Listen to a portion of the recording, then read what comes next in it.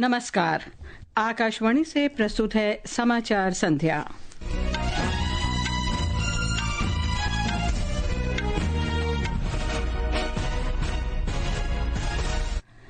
प्रधानमंत्री नरेंद्र मोदी ने ऑपरेशन सिंदूर के राजनयिक संपर्क कार्यक्रम में शामिल सर्वदलीय प्रतिनिधिमंडल के सदस्यों से मुलाकात की।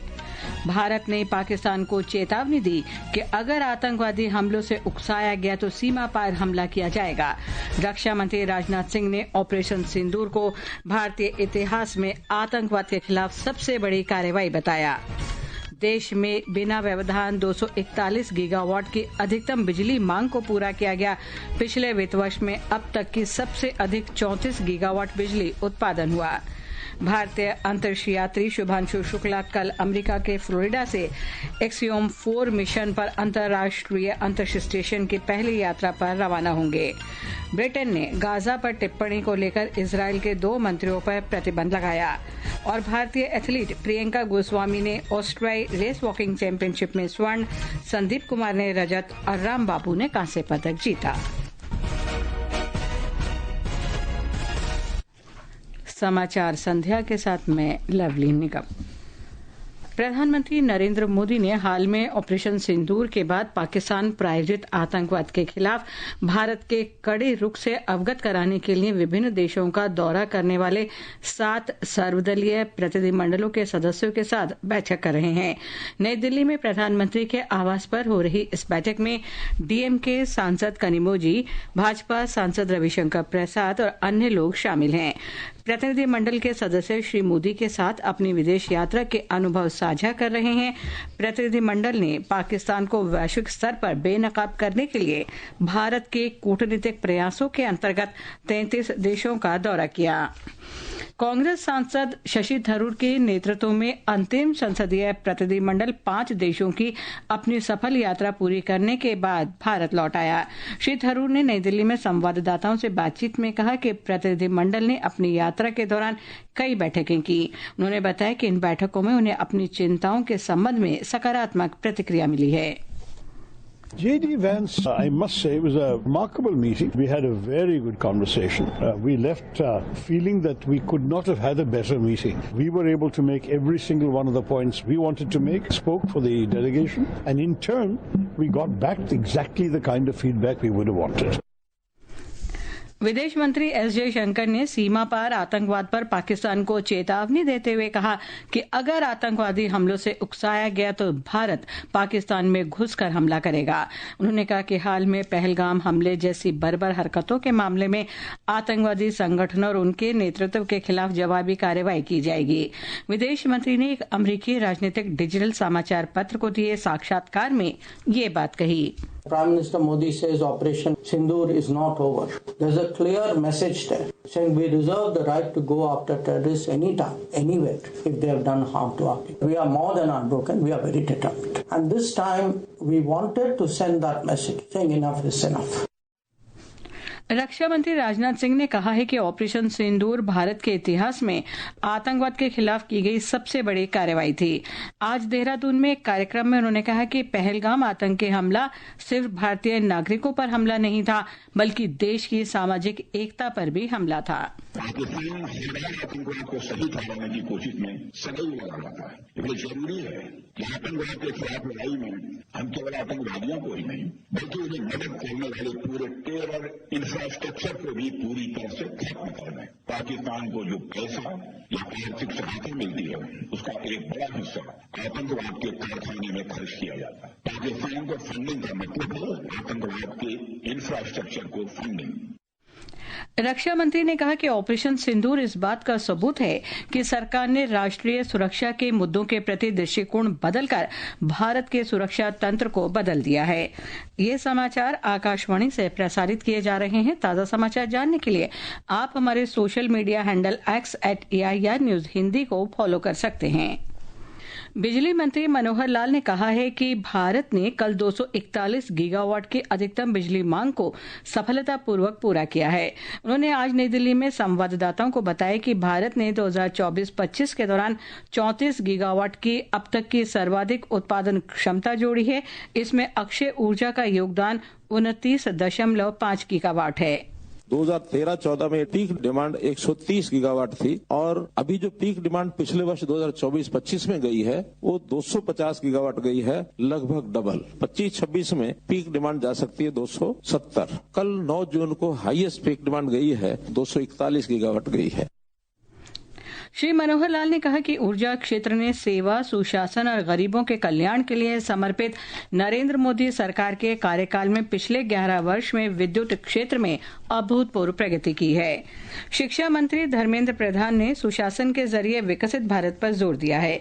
तेलंगाना में हैदराबाद में एनडीए सरकार की 11 साल की उपलब्धियों की प्रदर्शनी का उद्घाटन करने के बाद भाजपा कार्यालय में संवाददाताओं सम्मेलन में श्री प्रधान ने कहा कि सरकार का लक्ष्य सुशासन के जरिए देश को विकसित बनाना है। विधि और न्याय मंत्री अर्जुन राम मेघवाल ने कहा है कि प्रधानमंत्री नरेंद्र मोदी के नेतृत्व में योजनाओं का कार्यान्वयन की गति अभूतपूर्व रही है। श्री मेघवाल ने एनडीए सरकार के 11 वर्षों की उपलब्धियों और योगदान पर पटना में भाजपा कार्यालय में संवाददाता सम्मेलन में ये जानकारी दी। प्रधानमंत्री नरेंद्र मोदी ने पिछले 11 वर्षों की भारत की डिजिटल कनेक्टिविटी को आगे बढ़ाने में सरकार की प्रतिबद्धता पर एक लेख साझा किया है। केंद्रीय संचार मंत्री ज्योतिरादित्य सिंधिया के एक पोस्ट के जवाब में श्री मोदी ने कहा है कि उनकी सरकार देश को डिजिटल कनेक्टिविटी में विश्व स्तरीय सुविधाएं प्रदान करने के लिए निरंतर प्रयास कर रही है। देश में पिछले एक दशक के दौरान सेवा, सुशासन और गरीब कल्याण नीतियों के अंतर्गत उल्लेखनीय प्रगति हुई है।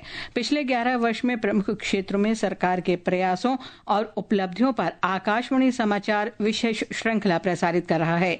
इस कड़ी में आज हम आत्मनिर्भरता के माध्यम से रक्षा के क्षेत्र में भारत को वैश्विक शक्ति बनाने के प्रयासों पर जानकारी दे रहे हैं। एक रिपोर्ट।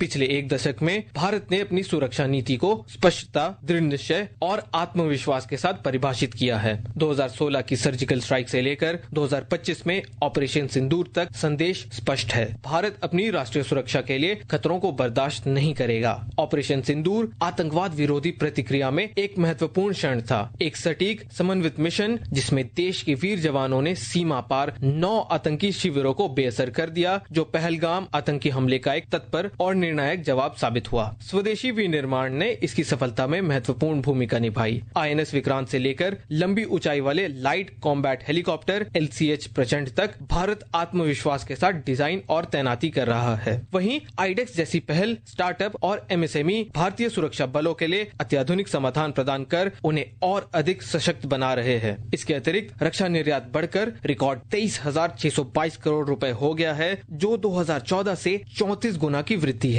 5,000 से अधिक वस्तुएं अब सकारात्मक स्वदेशीकरण सूची में शामिल है और मौजूदा वित्त वर्ष में रक्षा पूंजी अधिग्रहण का 75% बजट घरेलू उत्पादन के लिए निर्धारित किया गया है। अग्रिम मोर्चे से लेकर कारखानों तक, युद्ध के मैदानों से लेकर बोर्ड रूम तक भारत एक नए युग की शुरुआत कर रहा है, जहां सुरक्षा ही ताकत है और आत्मनिर्भरता उसकी ढाल। विष्णु की रिपोर्ट के साथ आदर्श, आकाशवाणी समाचार, दिल्ली। विकसित भारत का अमृतकाल, सेवा, सुशासन, गरीब कल्याण के 11 साल। सड़क परिवहन और राजमार्ग राज्य मंत्री हर्ष मल्होत्रा ने नरेंद्र मोदी सरकार के साहसिक निर्णय लेने और नागरिकों के कल्याण के लिए उसकी प्रतिबद्धता पर प्रकाश डाला है। आकाशवाणी समाचार के साथ विशेष साक्षात्कार में उन्होंने सरकार की उपलब्धियों के बारे में बताया। इनमें ease and doing business index और अन्य वैश्विक रैंकिंग में भारत की महत्वपूर्ण छलांग शामिल है। ये ईज ऑफ डूइंग बिजनेस की बात कर रहा हूं, जिसमें आज भारत विश्व स्तर पर 160 से 62वें पायदान पर आकर खड़ा हुआ है। उसके पीछे प्रधानमंत्री जी का विजन, और मैं अगर MCA की बात करूं, आज एक कंपनी ने नई कंपनी को इनकॉर्पोरेट करना है तो वो 3 या 4 दिन में इनकॉर्पोरेट हो जाती है, क्योंकि every document has to be submitted online. पहले जहां 4-4 महीने लगा करते थे, 6-6 महीने लगा करते थे एक कंपनी को एस्टेब्लिश होने में, इनकॉर्पोरेट होने में, आज 3 या 4 दिन में अगर आपके डॉक्यूमेंट्स सही से सबमिट हुए हैं तो 4 दिन में इनकॉर्पोरेशन का सर्टिफिकेट मिलता है। ये विशेष साक्षात्कार आज रात 9:30 बजे 101.1 आकाशवाणी FM गोल्ड चैनल और आकाशवाणी के समूचे नेटवर्क पर विशेष श्रृंखला विकसित भारत का अमृत काल सेवा सुशासन गरीब कल्याण के 11 साल के अंतर्गत प्रसारित किया जाएगा। नरेंद्र मोदी सरकार के 11 साल पूरा होने के अवसर पर नरेंद्र मोदी ऐप या नमो ऐप पर शुरू किए गए जनमन सर्वेक्षण के पहले दिन ही देश भर से 5 लाख से अधिक लोगों की प्रतिक्रियाएं प्राप्त हुई हैं। एक रिपोर्ट। प्रधानमंत्री नरेंद्र मोदी ने कल देशवासियों से पिछले 11 वर्षों में भारत की विकास यात्रा के सर्वेक्षण में शामिल होने का आग्रह किया था। यह सर्वेक्षण लोगों को सरकार के साथ अपनी प्रतिक्रिया और राय सीधे साझा करने के लिए मंच प्रदान करता है। यह सर्वेक्षण सुनिश्चित करता है कि लोगों की आवाज सुनी जाए और भविष्य की नीतियों को बनाने में विचार किया जाए। पहले दिन ही 5 लाख से अधिक प्रतिक्रियाओं के साथ ये सर्वेक्षण सीधे और सार्थक तरीके से लोगों से जुड़ने का एक महत्वपूर्ण मंच बन गया है। आनंद की रिपोर्ट के साथ समाचार कक्ष से प्रशांत कुमार। ये समाचार आकाशवाणी से प्रसारित किए जा रहे हैं। जब देश पर पड़ा आतंक का साया तो भारतीय सेना ने अपने शौर्य का जलवा ऑपरेशन सिंदूर के साथ दिखाया। हर भारतीय ने आगे बढ़कर राष्ट्र के प्रति अपने समर्पण और प्रतिबद्धता को दर्शाया। हमारे करदाताओं के कर योगदान की प्रतिबद्धता से सशक्त और आत्मनिर्भर भारत निर्माण के प्रति उनके ऐसे ही जज्बे का प्रमाण मिलता है और अब समय है इसी कर्तव्य को आगे बढ़ाने का और 15 जून 2025 या उससे पहले अपने वित्तीय वर्ष 2025-26 के लिए अपने एडवांस टैक्स की पहली किश्त को जमा करने का। अधिक जानकारी के लिए incometax.gov.in पर जाएं। प्रत्येक आयकरदाता एक राष्ट्र निर्माता। ये आकाशवाणी है। वर्तमान और भविष्य के अंतरिक्ष अनुसंधानों में सहयोग के उद्देश्य से वैज्ञानिक प्रयोगों के लिए एक्सियम स्पेस कंपनी के चौथे मिशन की रवानगी खराब मौसम के कारण एक दिन के लिए स्थगित कर दी गई। भारतीय अंतरिक्ष अनुसंधान संगठन के अध्यक्ष वी नारायणन ने बताया कि अब एक्सियम 4 मिशन भारतीय समयानुसार कल शाम 5:30 बजे केप कैनेवरल के कैनेडी स्पेस सेंटर में भेजा जाएगा। ब्रिटेन ने गाजा के बारे में की गई टिप्पणियों के लिए 2 दक्षिणपंथी इजरायली मंत्रियों पर प्रतिबंध लगा दिया है। विदेश सचिव डेविड लेमी ने कहा कि इटामार बेन ग्वीर और बेजेलेले स्लोचिम के पर ब्रिटेन में प्रवेश पर प्रतिबंध लगेगा और देश में उनकी सभी संपत्तियां जब्त कर ली जाएंगी। भारतीय एथलीट प्रियंका गोस्वामी ने कल इंसब्रुक में ऑस्ट्रिया रेस वॉकिंग चैंपियनशिप में शानदार प्रदर्शन करते हुए महिलाओं की 10 किलोमीटर पैदल चाल स्पर्धा में स्वर्ण पदक हासिल किया। वे 47 मिनट 54 सेकंड के समय के साथ प्रथम स्थान पर रहीं। वहीं पुरुषों की 35 किलोमीटर स्पर्धा में संदीप कुमार ने 2 घंटे 38 मिनट 45 सेकंड के साथ रजत पदक जीता। राम बाबू ने 2 घंटे 41 मिनट 47 सेकंड के साथ कांस्य पदक जीता। अंत में मुख्य समाचार एक बार फिर। प्रधानमंत्री नरेंद्र मोदी ने ऑपरेशन सिंदूर के राजनयिक संपर्क कार्यक्रम में शामिल सर्वदलीय प्रतिनिधिमंडल के सदस्यों से मुलाकात की।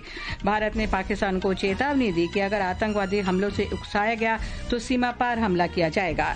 रक्षा मंत्री राजनाथ सिंह ने ऑपरेशन सिंदूर को भारतीय इतिहास में आतंकवाद के खिलाफ सबसे बड़ी कार्रवाई बताया। भारतीय अंतरिक्ष यात्री शुभांशु शुक्ला कल अमेरिका के फ्लोरिडा के एक्सियम 4 मिशन पर अंतर्राष्ट्रीय अंतरिक्ष स्टेशन की पहली यात्रा पर रवाना होंगे। और भारतीय एथलीट प्रियंका गोस्वामी ने ऑस्ट्रेलिया रेस वॉकिंग चैंपियनशिप में स्वर्ण पदक जीता। इसके साथ ही समाचार संध्या का ये अंक समाप्त हुआ। नमस्कार।